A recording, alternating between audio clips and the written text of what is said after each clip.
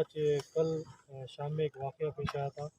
ये उस्मान नगर तालाब में दो बच्चे शिप में जाकर दो शिप पलट गई थी। एक बच्चा वापस आ गया, एक बच्चा वहीं रह गया, अंदर चले गया, वो बच्चे की जान चली गई।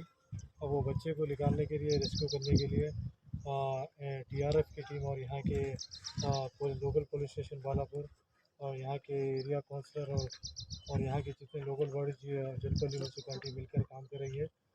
बच्चे को रेस्क्यू कर रही है। इंशाल्लाह वो बच्चा, अल्लाह चाहा तो इंशाल्लाह शाम तक आ जाएंगे बच्चा, हमें पूरी उम्मीद है।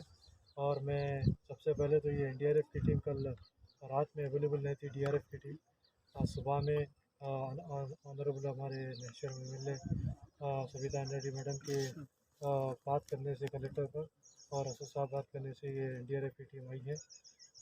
इंशाल्लाह सर्चिंग अभी चालू है। जो भी बच्चे का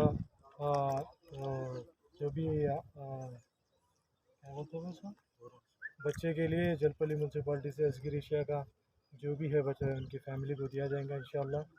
और मैं इनके फ़ैमिली को भी सब्र दे के अल्लाह से दुआ करता हूँ। मैं सबका शुक्रिया अदा करता हूँ। इंशाल्लाह आज शाम तक अल्लाह चाहे तो वो बॉडी को रिस्क्यू कर ले जाएंगे। सर कितने जनों की टीम काम कर रही है यहाँ पे? अभी फ़िलौकत 8 जनों की टीम मिलकर काम कर रही है।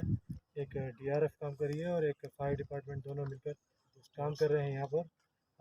इंशाल्लाह रेस्क्यू शाम तक हो जाएंगे, हमको उम्मीद है।